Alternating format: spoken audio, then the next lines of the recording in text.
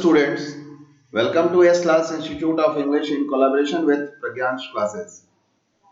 Students, today I am going to explain you the fifth chapter of your book Footprints Without Feet, and the title is also same as the name of your book Footprints Without Feet, written by H.G. Wells.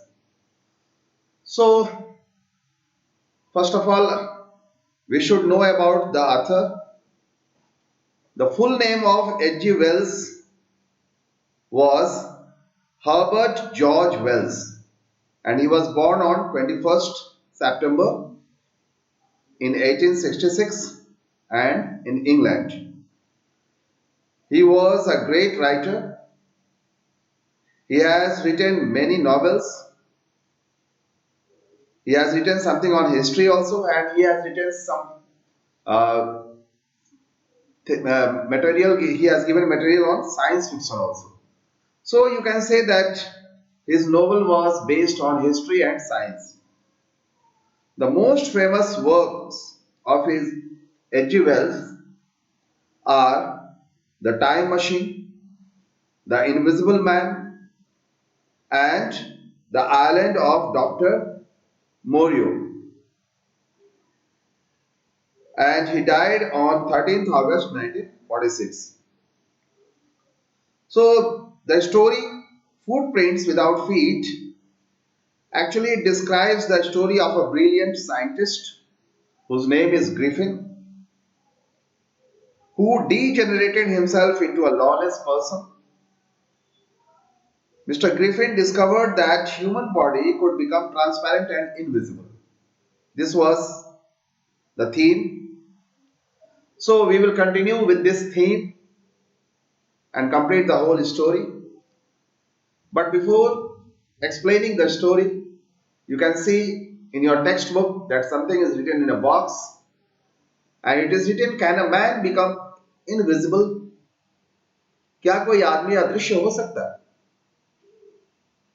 This is the story of a scientist who discovers how to make himself invisible.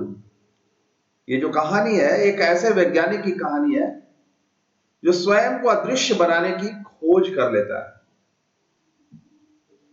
Does he use or misuse his discovery? अब यहाँ पे है कि क्या वह इस जो खोज अपनी जो किया है उसने उसका वह दुरुपयोग कर रहा है या सदुपयोग कर रहा है, इसी का चर्चा इसमें किया गया. There is something to discuss also. Read and find out. How did the invisible man first become visible? अभी तो आप स्टोरी जानते नहीं है, मैं बात बता देता हूं आपको कि वह अदृश्य आदमी पहली बार कैसे दिखाई दिया, क्योंकि वह हमेशा अपने आप को अदृश्य रखता था, इनविजिबल रखता था. तो वह एक्चुअली अदृश्य आदमी अपने आप को विजिबल तब दिखाई दिया जब वो गर्म कपड़े पहन करके, ओवरकोट वगैरह पहन करके, जूते वगैरह पहन करके, हैट वगैरह पहन करके लंदन के एक स्टोर में गया था. तभी उसको लोग जाना कि यह एक कंप्लीट ह्यूमन शेप है. Now the second question is why was he wandering the streets? वह सड़क पर इधर उधर क्यों भटक रहा था? इसलिए क्योंकि वह जब इनविजिबल रूप में था, उनका नाम था ग्रिफिन, वो साइंटिस्ट का मैं पहले ही बताया. तो वो क्या किया था कि रिवेंज लेने के लिए निकला था, एक बदले की भावना से निकला था अपने जो जमीन का मालिक है, मकान का जो मालिक है उससे, जो उसको पसंद नहीं करता था और उसको चाहता था घर से निकाल देने के लिए. अब क्या था कि उसको जब निकाल दिया गया था तो वो होमलेस हो गया था और मनीलेस भी हो गया था.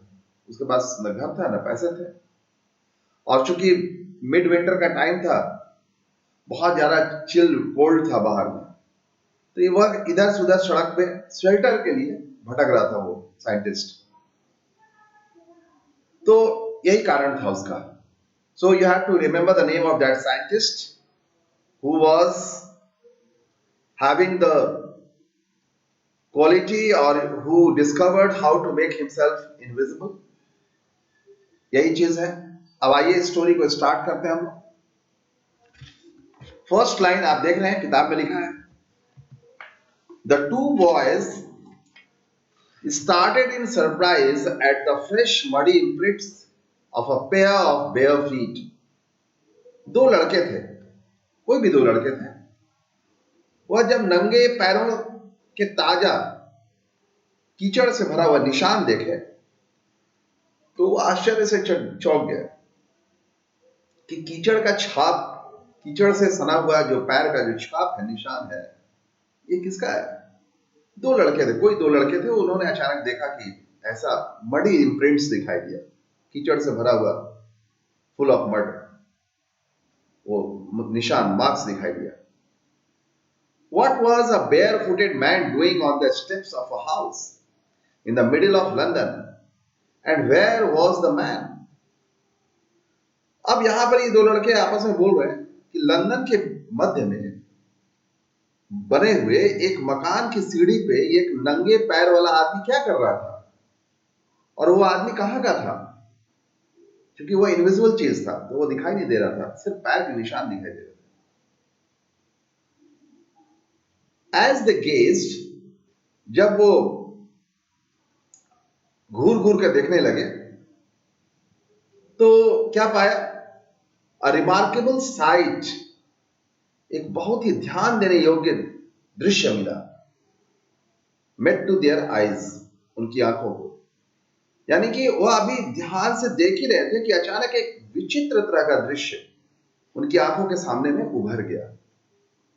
A fresh footmark appeared from nowhere. पता नहीं कहां से, nowhere, पता नहीं कहां से पांव का ताजा ताजा निशान वहां पर प्रकट हो गया. Further footprints followed. इसके बाद एक फुटप्रिंट्स जो थे, जो पैर के निशान थे, वो दिखाई देने लगे. वन आफ्टर अनदर, एक के बाद descending the steps and progressing down the street. यानी कि एक के बाद सीढ़ियों से नीचे उतरते हुए पैर के निशान, और गली में आगे बढ़ते हुए ऐसा निशान दिखाई दिया. Progressing down the street. The boys followed. अब ये लड़के जो थे फैसिनेटेड होकर के, यानी सम्मोहित होकर के, वो फॉलो करना शुरू किए, बिल्कुल चार्म्ड होकर के उससे वो फॉलो करना शुरू किए, उस पद चिन्ह को फॉलो करना शुरू किए. Until the muddy impressions became फेंटर and फेंटर. और तब तक फॉलो करते रहे जब तक कि वो जो मडी इंप्रेशंस था, जो पैर के जो मिट्टी से भरे हुए जो निशान थे, वो धीरे धीरे धूमिल होते गया, यानी धुंधला होता गया. And at last disappeared all together. और अंत में बिल्कुल पूरा का पूरा गायब हो गया. यानी कि सीढ़ी से उतरते हुए पैर के निशान, आगे बढ़ते हुए गलियों में वो मिट्टी से सने हुए पैर का निशान, और धीरे धीरे आगे जैसे जैसे बढ़ता गया वो निशान जो है धुंधला होता चला गया और फिर गायब हो गया. इस चीज को ये बच्चे फॉलो करके समझे. The explanation of the mystery was really simple enough. अब इस रहस्य का जो वर्णन है करना बिल्कुल वास्तव में बिल्कुल एकदम सरल सा था. क्यों? The bewildered boys had been following a scientist who had just discovered how to make the human body transparent. जैसा कि शुरू में ही बताया था कि वो ग्रिफिन जो थे वो साइंटिस्ट थे और वो अपने आप को गायब कर लेते थे. तो ये रहस्य का वर्णन करना बड़ा आसान था. ये जो हतप्रभ लड़के थे, जो bewildered लड़के थे, जो सरप्राइज्ड और कंफ्यूज्ड लड़के थे, जो उलझन से भरे हुए, हैरानी से भरे हुए जो लड़के थे, एक ऐसे वैज्ञानिक का पीछा कर रहे थे जिसने अभी मानव का जो शरीर है उसको पारदर्शी बनाने की खोज की थी. वो अपने आप को पारदर्शी बना लिया था, ट्रांसपेरेंट बना लिया था. अब यहां पर नाम आता है साइंटिस्ट का. Griffin the scientist had carried out experiment after experiment to prove that the human body could become invisible. Griffin नाम का वैज्ञानिक ने यह साबित करने के लिए कि आदमी का जो शरीर है वह अदृश्य बनाया जा सकता है, एक के बाद एक कई प्रयोग उन्होंने किया था. Finally he swallowed certain. swallowed certain का मतलब कि कुछ निगल गया. क्या निगल गया? Rare drugs and his body became as transparent as a sheet of glass. अब क्या हुआ कि अंत में उसने जो है फाइनली उसने कुछ निश्चित दुर्लभ दवाएं निगल ली. रेयर मेडिसिन, और उसका शरीर जो है शीशे का जो शीट होता है, चादर होता है, उसके जैसा पारदर्शी बन गया। Though it also remained as solid as glass, यद्यपि उसका जो शरीर था वह शीशे की तरह ठोस बना ही रहा। Brilliant scientist though he was, brilliant scientist though he was, Griffin was rather a lawless person. यद्यपि ग्रिफिन एक विलक्षण प्रतिभा का वैज्ञानिक था, फिर भी वह कानून का उल्लंघन करने वाला व्यक्ति था। कैसे? His landlord disliked him and tried to eject him. उसका जो मकान का मालिक था उसे पसंद नहीं करता था और उसे मकान से बाहर निकालने की कोशिश करता था। इजेक्ट का मतलब बाहर निकालना। इन रिवेंज, बदले में, Griffin set to fire to the house, Griffin ने मकान में आग लगा दिया। To get away without being seen he had to remove his clothes, और अदृश्य होने के लिए उसने अपने शरीर से वस्त्र भी उतारने पड़े, उस वस्त्र को उतार दिया, कपड़े उतार दिया। Thus it was that he became a homeless wanderer, और इसी वजह से वह बेघर, बिल्कुल घुमक्कड़, होमलेस, बेघर घुमक्कड़ जैसा हो गया। विदाउट क्लोथ्स, बिना कपड़े का निर्वस्त्र हो गया। एंड क्वाइट इनविजिबल, और बिल्कुल अदृश्य बन गया था। Until he happened to step in some mud, और तब तक, जब तक कि उसके जो पैर हैं वह कीचड़ में नहीं सन गए। And left footprints as he walked, और वह चलते समय उसने अपने कदमों के निशान नहीं छोड़े, यानी कि ऐसे ही वह कदम का निशान वहां पर बना। अब आते हैं आगे, आप देखिए स्क्रीन पे। He escaped easily enough from the boys, वह उन लड़कों से, क्योंकि लड़के तो उनको पीछा कर रहे थे, वो समझ नहीं पा रहे थे, वो सिर्फ पैर का निशान देख रहे थे, लेकिन वो समझ पा रहा था, साइंटिस्ट समझ पा रहा था। तो क्या हुआ कि he escaped easily enough from the boys who followed his footprints in London, वह उन लड़कों से जो कि उसके पैरों के कदमों के निशान का पीछा कर रहे थे, आसानी से बच निकला। बट हिज एडवेंचर्स, लेकिन उसकी जो डेयरिंग एक्ट थी, जो साहसिक कार्य था, एडवेंचर्स था, वर बाय नो मीन्स ओवर, परंतु उसके जो कारनामे थे उसका कोई अंत नहीं था। He had chosen a bad time of the year to wander about London without clothes. उसने लंदन में बिना कपड़े के निर्वस्त्र घूमने के लिए वर्ष के साल का जो गलत समय का चयन कर लिया था, सिलेक्शन कर लिया था। क्यों? Because it was mid winter, ये सर्दियों के मध्य का समय था, बिल्कुल मिड विंटर था।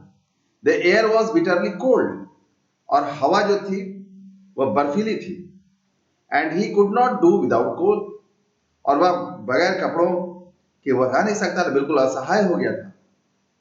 Instead of walking about the streets, तो गलियों में भटकने के बजाय, he decided to slip into a big London store for warmth, इसलिए वह सोचा, क्योंकि वह इनविजिबल कर लेता था अपने आप को, तो सोचा कि इधर उधर भटकने के बजाय गर्मी के लिए उसने लंदन के एक बड़े से स्टोर या दुकान में घुसने का निर्णय कर लिया, तय कर लिया कि हम लोग उसमें जाकर घुस के हम सो जाएंगे, कोई देख भी नहीं पाएगा क्योंकि मैं इनविजिबल हूं।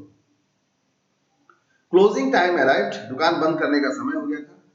And as soon as the doors were shut, Griffin was able to give himself the pleasure of clothing and feeding himself without regard to expense. तो दुकान बंद करने का समय हो गया था, और जैसे ही दरवाजे बंद हुए दुकान के, ग्रिफिन अब अपने आप को इस योग्य बना लिया कि वह बगैर पैसे खर्च किए कपड़ा पहन सकता था, भोजन का आनंद उठा सकता था, खाना पीना खूब खा सकता था, क्योंकि दुकान तो बंद था। He broke open boxes, और वह क्या किया, उसने डिब्बा को खोल दिया। एंड रैपर्स, उसके जो रैपर लगे थे, कवर लगे थे, उसको खोल दिया। And fitted himself out with warm clothes, और बिल्कुल जो जाड़े के कपड़े होते, गर्म कपड़े होते, वह पहन लिया। And he could not do without clothes, और गर्म कपड़े चूंकि वह पहन लिया था, तो soon with shoes and overcoat and a wide brimmed hat, और तुरंत ही उसने जूता भी पहन लिया, एक घुटने तक का कोट पहन लिया, एक चौड़ी पट्टी वाला हैट टोपी पहन लिया, and he became a fully dressed and visible person. और वह पूर्णतया कपड़ों से सजा धजा सुसज्जित दिखाई देने वाला आदमी बन गया।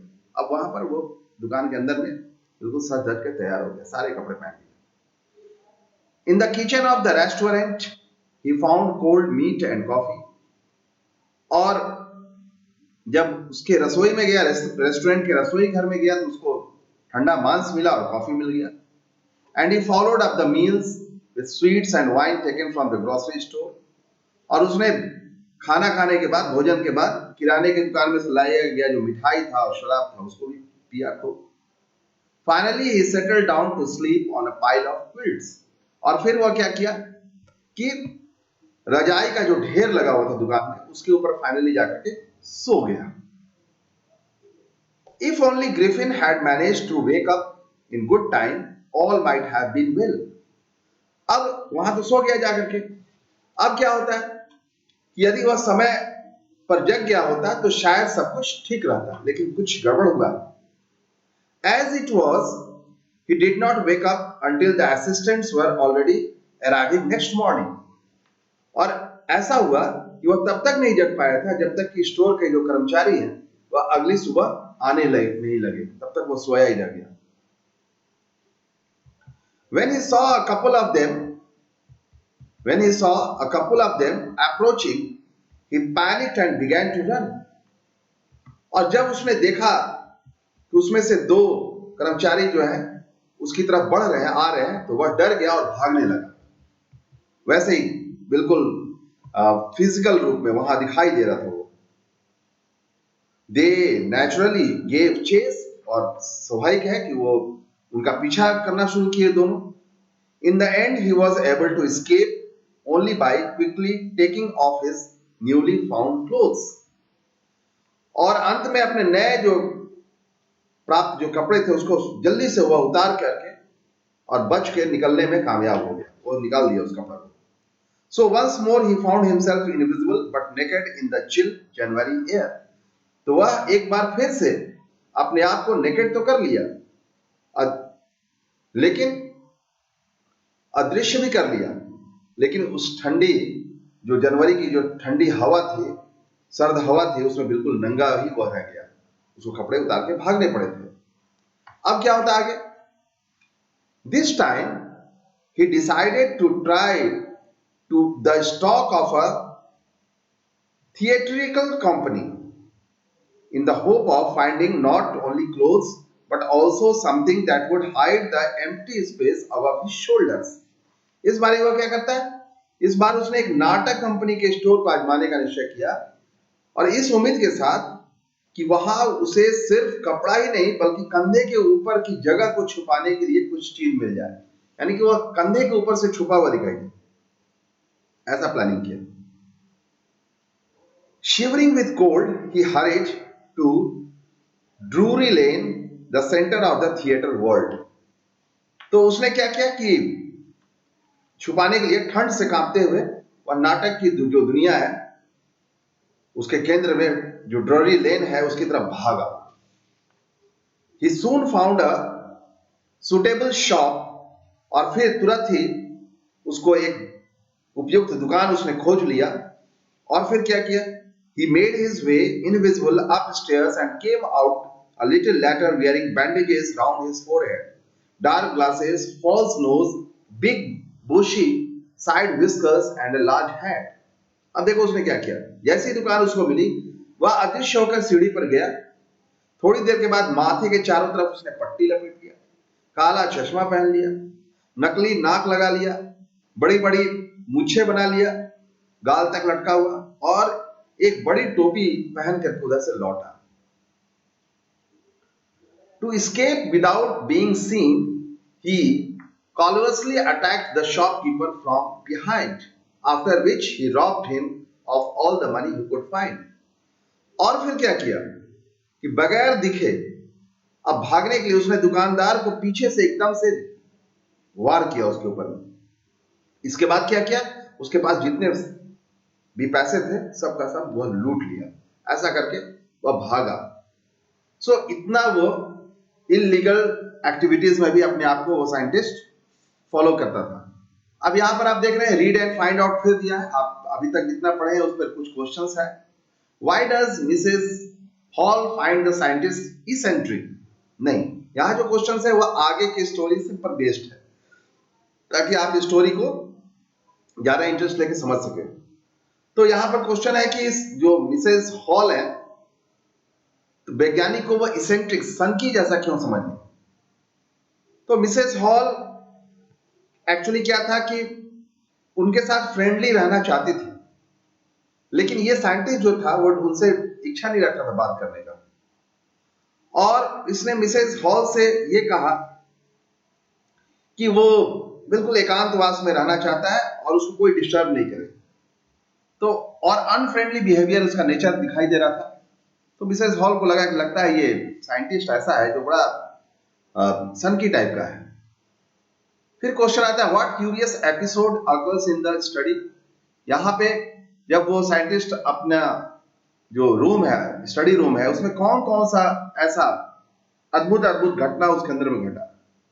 उसमें एक्चुअली ऐसा हुआ था, ग्रिफिन जो है वो बिल्कुल अदृश्य होकर के अपने स्टडी रूम में जाता था एक क्लर्जी मैन की तरह, और ड्रॉवर खोलता था, पैसे निकालता था, और इसके बाद फिर उसके हाथ में एक रॉड जैसा होता था। तो इस तरह के जो अजीब अजीब सा हरकत करता था, और वो जो उसी पैसे को खर्च करता जो चुराया था वो दुकानदार के ऊपर हमला करके। फिर क्वेश्चन आता है कि what other extraordinary things happen at the inn? Inn का मतलब होता है जहां सराय जिसको बोलते हैं, जहां लोग जाके शराब वगैरह पीते हैं। तो वहां पर कौन कौन सी घटनाएं, असाधारण टाइप की जो घटनाएं थी, एक्स्ट्रा ऑर्डिनरी जो घटनाएं थी, उसकी चर्चा इसमें करना है। So this is the end of the first part of this story, footprints without feet. So my dear students, आप क्या करो कि आप चैनल के डिस्क्रिप्शन में जाओ, और वहां पे टेलीग्राम में का लिंक दिया हुआ है, उस लिंक से अपने आप को जोड़ो, सो दैट कि आप उसमें सारे चैप्टर्स के नोट्स और अदर स्टडी मटेरियल्स को पा जाओ। और आप चैनल को सब्सक्राइब भी करो, लाइक भी करो, शेयर भी करो। Thank you.